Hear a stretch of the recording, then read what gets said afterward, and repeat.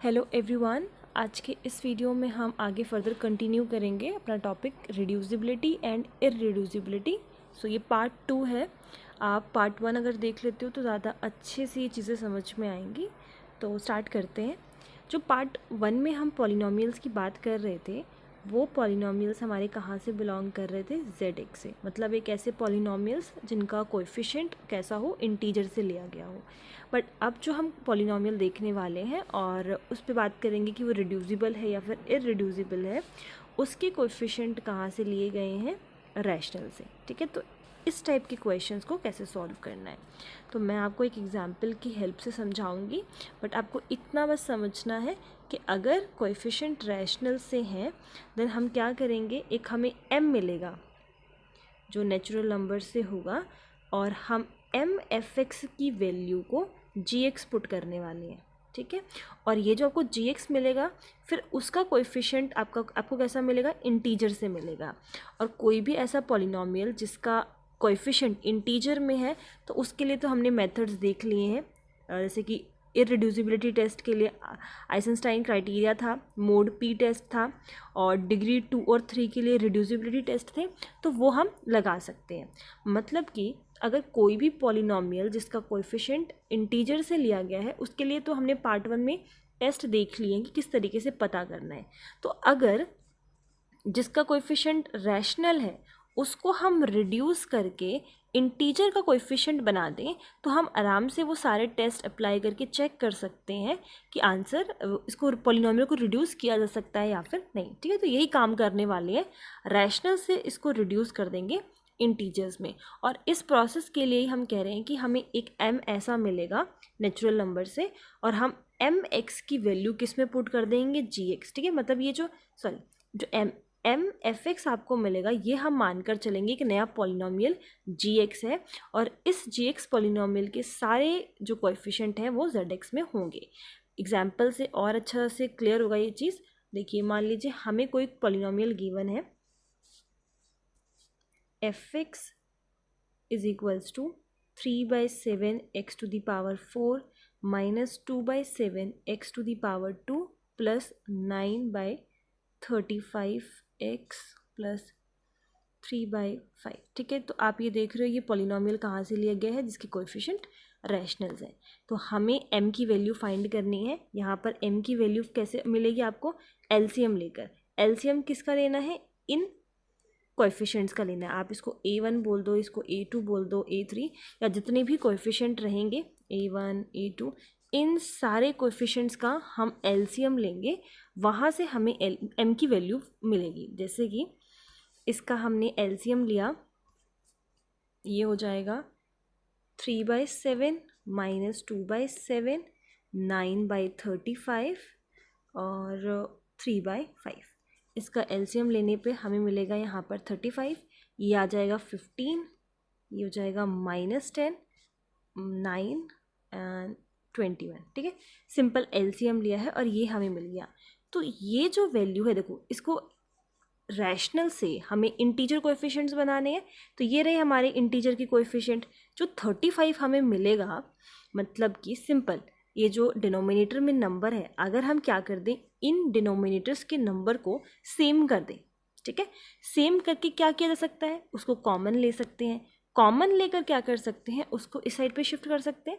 ठीक है, जैसे कि हम करते आए हैं, हमने काफ़ी छोटी क्लासेस में पढ़ा है कि अगर हमें रैशनल्स दिए हुए हैं और हम क्या चाहते हैं, कंपैरिजन करने के लिए, अगर आपको फाइंड करना है कि कौन सा रैशनल जो है, फ्रैक्शन जो है बड़ा है, तो क्या करते थे? एलसीएम लेकर डिनोमिनेटर को सेम कर लेते थे। वही सेम काम कर रहे हैं, बस इनके डिनोमिनेटर्स को सेम कर ले रहे हैं, और उस नंबर को हम इधर शिफ्ट कर सकते हैं क्योंकि वो सब में कॉमन हो जाएगा। फिर अगर हम हर कोएफिशिएंट में डिनोमिनेटर को 35 बना दें तो क्या किया जा सकता है? 35 को कॉमन लेकर इधर भेज सकते हैं, और ये हमें फॉर्म मिल जाएगी m(f(x) टाइप की। ठीक है, तो उसके लिए हमारे जो कोएफिशिएंट्स थे इंटीजर के वो चेंज हो गए। पहला 15 हो गया, नेक्स्ट -10, 9, 21, और ये हो जाएगा 35।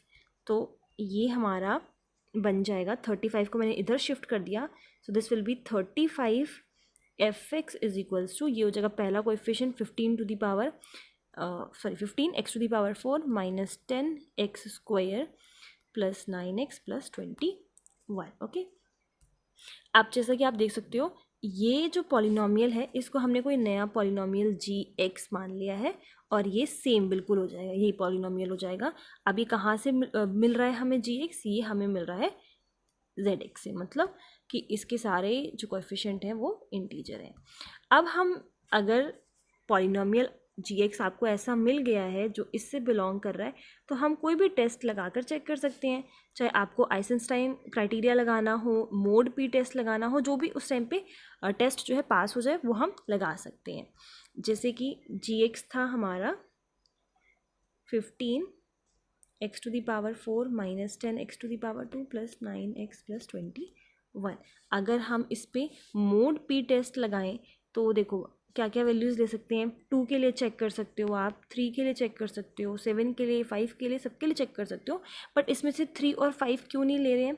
क्योंकि मैंने आपको मोड पी की एक कंडीशन बताई थी कि जो डिग्री होनी चाहिए, जो gx की डिग्री होगी और जो हम g⁻x ये बनाने वाले हैं इसी की हेल्प से, उन दोनों की डिग्री सेम होनी चाहिए। अगर आप p की वैल्यू 3 लेते हो तो जब मोड निकालोगे, मोड 3 निकालोगे तो 15 तो पूरा डिवाइड कर जाएगा इसको, रिमाइंडर 0 आ जाएगा। और अगर इसका रिमाइंडर 0 हुआ तो ये जो हाईएस्ट डिग्री है यहाँ से हट जाएगी, और डिग्री हट गई तो फिर ये जो कंडीशन हमें मेंटेन रखनी है वो हो नहीं पाएगा। सेम यही प्रॉब्लम आएगी 5 के साथ, क्योंकि ये पूरा डिवाइड हो जाएगा। तो इसीलिए हम 3 और 5 को नहीं ले रहे हैं। आप 2 के लिए चेक कर सकते हो, देन 7 के लिए चेक कर सकते हो। जैसे कि अगर आपने p की वैल्यू को 2 लिया तो जो हमें नया पॉलिनोमियल मिलेगा वो क्या हो जाएगा, यहाँ पर एक रिमाइंडर रह जाएगा, यहाँ पर तो x⁴ हो जाएगा, ये पूरा हट जाएगा क्योंकि -10 है। तो नेगेटिव के केस में हम क्या करते हैं, -10 प्लस 2, ये हो जाएगा आपके पास -8 अगेन प्लस 2, ये हो जाएगा आपके पास -6 अगेन प्लस 2, -4, ये हो जाएगा -2 और लास्ट में आ जाएगा 0। तो मतलब कि ये पूरा डिवाइड हो जाएगा तो ये हट जाएगा टर्म, ये हो जाएगा हमारे पास 1 रिमाइंडर बचेगा और यहाँ पर 1। ठीक है, तो एक ये हो जाएगा, ये हमारा बिलोंग करेगा z2x से, क्योंकि z px से बिलोंग करता है और p की वैल्यू को 2 लिया गया है इस केस में। और इसमें कौन कौन से एलिमेंट होते हैं, ये तो फाइनाइट है हमारा, इसमें सिर्फ 0 और 1 एलिमेंट होंगे। तो 1 बाय 1 हम इसको चेक करके 0 पुट कर लिया तो यहाँ पे आ गया 1 which is not equals to 0। Then 1 put करेंगे तो 1 + 1 + 1 3, और मॉड्यूलो 2 निकालेंगे तो रिमाइंडर 1 बच जाएगा। ठीक है, तो अगर आपको ये इस पर अगर ये टेस्ट जो है वेरीफाई नहीं कर पा रहा है इसकी इररिड्यूसिबिलिटी को, तो हम क्या कर सकते हैं, p की वैल्यू को चेंज करके भी चेक कर सकते हैं। लाइक अगर आप p की वैल्यू 7 लेते हो तो ये आपका बन जाएगा bar is equals to x⁴ minus 3x⁴ plus x। आप मॉडुलो लेके चेक कर सकते हो, और वहाँ पर ये हो जाएगा आपका बिलोंग z7x से, z7x। इसमें कौन कौन से एलिमेंट है, 0 से लेकर 6 तक आपको सारे एलिमेंट्स मिल जाएंगे। तो 1 बाय 1 आप पुट कर सकते हो। जैसे ही आप ये फर्स्ट 0 पुट करते हैं ये आंसर आ गया 0। ठीक है, बाकी के लिए भी चेक कर सकते हो, किसी एक वैल्यू के लिए भी हमें मिल जाता है तो हम क्या कह सकते हैं, हम ये रिजल्ट निकाल सकते हैं कि this is irreducible in z7x। और इसके लिए अगर निकल जाता है तो हम क्या कह सकते हैं कि जो हमारा fx होगा वो इररिड्यूसिबल होगा qx में। आई होप ये अब आपको क्लियर है। तो कुछ नहीं किया, जस्ट मोड पी टेस्ट ही लगाया है जो मैंने आपको लास्ट वीडियो में बताया था किस तरीके से लगाना है। बट उससे पहले जो प्रॉब्लम आ रही थी कि कोएफिशिएंट्स जो थे वो रैशनल्स में थे, उसको इंटीजर में कन्वर्ट किया है, और उसको कन्वर्ट करने का तरीका है सिंपल एलसीएम लेकर उस नंबर को हम fx के साइड पे शिफ्ट करके उसको gx मान सकते हैं, और उस पूरे पॉलिनोमियल को इंटीजर्स के कोएफिशिएंट में चेंज करके वो सारे टेस्ट अप्लाई कर सकते हैं। अब हम समझेंगे कि जो रूट्स की हम बात करते हैं कि कोई भी पॉलिनोमियल है जिसकी डिग्री 2 है 3 है, तो हम उसको रिड्यूस करने के लिए फैक्टर्स में ब्रेक कर दें। तो क्या हमेशा फैक्टर्स की हेल्प से ये कहा जा सकता है उसकी इररिड्यूसिबिलिटी या फिर रिड्यूसिबिलिटी के बारे में, क्या हमेशा फैक्टर से ही बताया जा सकता है? तो ये थोड़ा हम डिस्कस करते हैं। अब जैसे कि मैंने आपको बताया था कि कोई भी ऐसा पॉलिनोमियल सपोज़ हम बात कर रहे हैं fx की, तो कोई भी ऐसा पॉलिनोमियल जिसकी डिग्री 0 हो वो तो हम ले ही नहीं रहे, क्योंकि यहाँ पर नॉन कांस्टेंट पॉलिनोमियल की बात हो रही है। और अगर हम बात करें एक ऐसा पॉलिनोमियल जिसकी डिग्री 1 हो, तो वो भी हम देख चुके हैं कि वो हमेशा कैसा होता है, इररिड्यूसिबल होता है।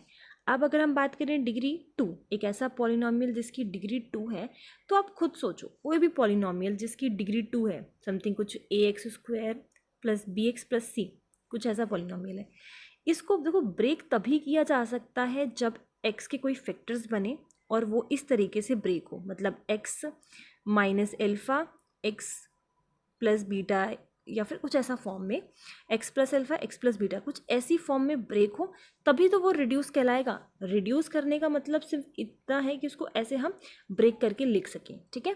तो जो 2 डिग्री का केस है, जिसकी डिग्री 2 है, वो हमेशा तभी तो ब्रेक हो पाएगा लीनियर इनटू लीनियर के केस में, जब उसके फैक्टर्स मिले, ठीक है। तो डिग्री 2 के लिए तो हाँ, हम ये बोल सकते हैं कि फैक्टर से इसकी रिड्यूसिबिलिटी को हम डिसाइड कर सकते हैं। अब बात करें डिग्री 3 की। अब अगर 3 की बात करते हैं तो एक तो केस ये हो सकता है कि जो ax³ + bx² + cx + d, इस टाइप के जो भी पॉलिनोमियल्स हैं, या तो हमें x + alpha x + beta x + gamma, कुछ 3 इसके x की वैल्यूज़ मिल जाएं और उसके फैक्टर्स बन जाएं और हम उसको ब्रेक करके लिख दें, तो ये रिड्यूसिबिलिटी हो जाएगी, ठीक है। फैक्टर्स जो है हेल्प कर रहे हैं। काफ़ी बार ऐसा भी होता है कि हम एक फैक्टर तो हमें बड़ी इजीली मिल जाता है, लाइक x + अल्फ़ा, और बाकी जो दूसरा फैक्टर मिलता है उसको हम आगे ब्रेक नहीं कर पा रहे होते हैं, ठीक है। तो उस केस में भी हाँ हम बोल सकते हैं, क्योंकि हमने एटलीस्ट उसको ब्रेक तो रिड्यूस तो कर दिया ना, तो भी उस केस में वो रिड्यूसिबल कहलाता है, ठीक है। यहाँ पर क्या हुआ, फॉर्म कैसी बन गई, linear into linear into linear की, क्योंकि तीनों रूट्स मिल गए थे और अलग अलग हमने उसको सेपरेटली रिड्यूस कर दिया। बट इस केस में हम तीनों को तो नहीं, मतलब तीनों रूट्स फैक्टर्स के बेसिस पे तो नहीं, बट हाँ एक लीनियर इनटू क्वाड्रेटिक में हमने इसको रिड्यूस कर दिया। रिड्यूस करने का मतलब ये तो नहीं है कि जैसे कि 4 डिग्री है तो हम उसको 1 डिग्री के उसमें फैक्टर्स में डिवाइड कर दें। रिड्यूस करने का सिंपल इतना मतलब है कि उस पॉलिनोमियल को हम जो है ब्रेक करके किस तरीके से लिख पा रहे हैं, ठीक है। तो इस केस में भी ये रिड्यूस हो गया। तो यहाँ पर अगर मान लो ये भी एक भी फैक्टर नहीं मिलता, तो वो क्या होता है, तो वो कुछ इसी टाइप का तो होता, जिसकी डिग्री 3 है। वो ब्रेक ही तभी हो पाया है जब उसकी डिग्री जो है वो ब्रेक हो गई है 1 और 2 के केस में, ठीक है। अगर ये भी हमें नहीं मिलता तो फिर वो कुछ इसी टाइप का तो रहता। तो अगर हम 3 डिग्री की बात कर रहे हैं तो भी हम ये देख रहे हैं कि फैक्टर लीनियर इनटू क्वाड्रेटिक में टूटे या फिर लीनियर इनटू लीनियर में ब्रेक हो। यस, फैक्टर्स का रोल यहाँ पर इम्पॉर्टेंट है, मतलब कि फैक्टर्स की हेल्प से हम डिसाइड कर पा रहे हैं कि वो रिड्यूसिबल हो रहा है या फिर नहीं हो रहा। ओके, अब बात करते हैं डिग्री 4 या फिर 4 के बाद जितनी हायर डिग्रीज जितनी भी आप लेना चाहते हो टिल n तक, ये सब मैं सिर्फ 4 की हायर की बात कर रही हूँ। अब उन केसेस में क्या होगा, जैसे कि x ये हो जाएगा bx³ cx², okay, then dx plus कुछ इस टाइप का 4 ही अभी मान लेते हैं। तो देखिए इस केस में क्या हो सकता है कि 4 अलग अलग जो वैल्यूज़ हमें x की मिलेंगी उसका हमने फैक्टर बना लिया, ठीक है, फिर तो वो रिड्यूसिबल है ही, या फिर 2 × 2 के में ब्रेक कर लिया, 3 × 1 के फॉर्म में ब्रेक कर लिया। तो अगर फैक्टर्स जो है वो बन रहे हैं तब तो वो रिड्यूसिबल है ही, ऐसा हम नहीं कहेंगे कि फिर रिड्यूसिबल नहीं होगा। उस केस में तो ये रिड्यूसिबल है ही अगर उसको ब्रेक करके लिखा जा सकता है। बट थोड़ी देर के लिए मान लेते हैं कि इसके रूट्स के बेसिस पर हम इसको फैक्टराइज नहीं कर पा रहे हैं, ठीक है। और ये मैं सिर्फ 4 के लिए ही नहीं, मैं बाकी जितनी भी हायर डिग्रीज़ हैं, हम बात कर रहे हैं एक ऐसे पॉलिनोमियल्स की जिनकी डिग्री क्या है, ग्रेटर देन 3 है, ठीक है। तो अगर मान भी लेते हैं कि उनके रूट्स एग्जिस्ट नहीं कर रहे, कहाँ एग्जिस्ट नहीं कर रहे, जिसके भी ओवर पे वो बात की जा रही है, if it is a ZP type है या फिर रैशनल्स है जिनके ओवर भी उसकी बात की जा रही है, थोड़ी देर के लिए मान भी लेते हैं कि उसके रूट्स एग्जिस्ट नहीं कर रहे, तो भी हम नहीं बोलेंगे कि वो इररिड्यूसिबल है, ठीक है। जैसे कि अभी जितनी भी डिग्रीज़ की हमने बात की 2 या 3 की बात की, उसमें हम फैक्टर्स के बेसिस पे कह रहे हैं कि वो रिड्यूसिबल है, तो उसके रूट्स या फिर फैक्टर्स बनने चाहिए। But if we are talking about any polynomial उस डिग्री इज़ ग्रेटर देन 3 और उसके रूट मान लेते हैं एग्जिस्ट नहीं भी कर रहे हैं, तो भी उस केस में ये हम नहीं बोलेंगे कि वो इररिड्यूसिबल है। उसके बाद अगर फैक्टर्स नहीं बन रहे हैं तो we can go for the test ईसी Eisenstein criteria, mod p test के थ्रू भी हेल्प से हम चेक कर सकते हैं। तो ये टेस्ट अगर पास हो जाते हैं, लाइक पी की वैल्यू ऐसी एग्जिस्ट कर जाती है जो सारे कंडीशंस को होल्ड करेगी, तो उसके बेसिस पे हम बोल सकते हैं कि वो इररिड्यूसिबल है। मतलब चेक करके देखना पड़ेगा, फैक्टर्स से हम डिटरमाइन नहीं कर सकते। जो फैक्टर का रोल है वो हाँ 2, 3 तक तो उसका इम्पॉर्टेंट रोल है। इवन उसके बाद भी डिग्री अगर n है, किसी भी डिग्री ग्रेटर देन 3 की मैं बात कर रही हूँ, अगर फैक्टर बन जाते हैं तो कोई प्रॉब्लम नहीं है, फिर तो वो रिड्यूसिबल है ही। आई एम सेइंग अगर फैक्टर नहीं बनते तो ये नहीं बोल सकते कि वो रिड्यूसिबल नहीं होगा, फिर उसको चेक करके ही पता करना होगा। क्लियर?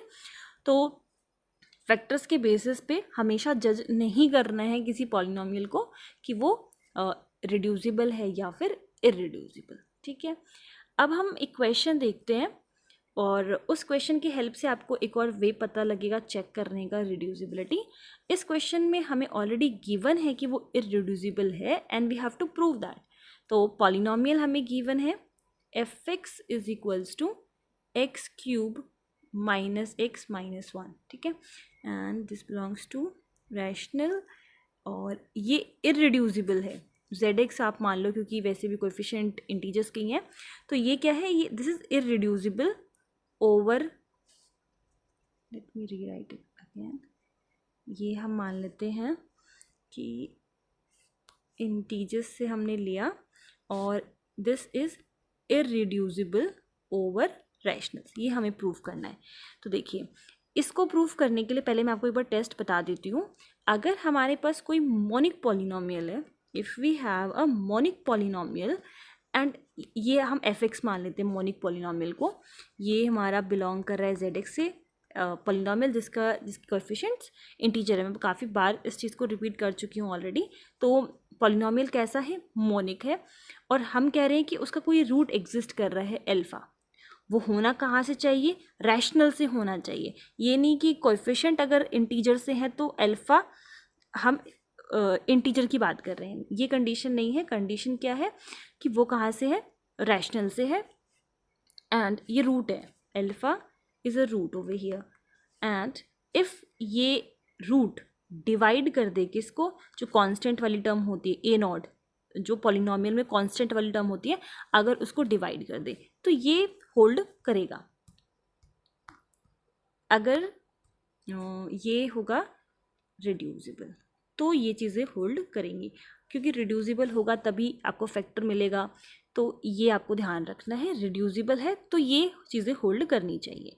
अब इस क्वेश्चन की अगर हम बात करें f(x) की, तो यहाँ पर हम ऑन कॉन्ट्रेरी लेकर चल सकते हैं कि मान लेते हैं थोड़ी देर के लिए कि जो f(x) हमें गिवन है, लेट ये f(x) कैसा है, ये रिड्यूसिबल है। अगर ये रिड्यूसिबल है तो ये पॉलिनोमियल कैसा दिख रहा है आपको, मोनिक पॉलिनोमियल दिख रहा है। कहाँ से बिलोंग कर रहा है, zx से बिलोंग कर रहा है।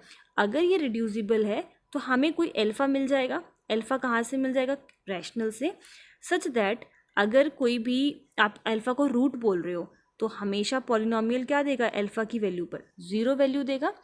और हमें क्या पता है, ये अल्फ़ा जो है वो किसको डिवाइड करना चाहिए, ए नॉट वाली टर्म को डिवाइड करना चाहिए। तो यहाँ पर ए नॉट जो टर्म है वो कैसी है, -1। ठीक है, ये अभी हमने बस ये वाला रिजल्ट यूज़ किया कि अगर रिड्यूसिबल है तो इस कंडीशन को सेटिस्फाई करेगा। तो ऑन कॉन्ट्रडिक्शन हम ये लेकर चल रहे थे, सपोज करके चल रहे थे कि मान लेते हैं ठीक है रिड्यूसिबल है, हमें प्रूव इररिड्यूसिबल करना है, हम उसका अपोजिट मानकर चल रहे थे। अगर रिड्यूसिबल है तो एक फैक्टर मिलेगा, आपको फैक्टर मिलेगा तो पॉलिनोमियल पर 0 देगा। एंड मेन चीज़ यही है, रिजल्ट इसका यही कहता है कि ए नॉट को डिवाइड करना चाहिए।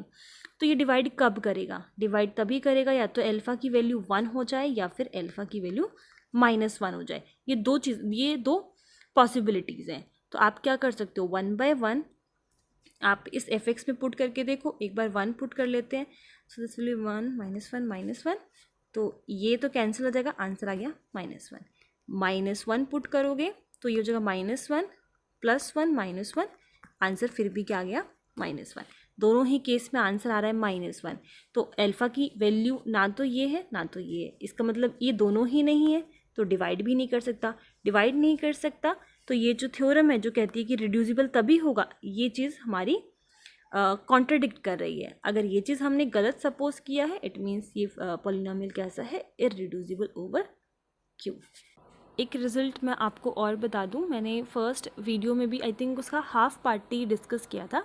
तो ये क्वेश्चन CSIR में इसी से रिलेटेड जून 2016 में एक बार पूछा जा चुका है और दिसंबर 2019 में, ठीक है।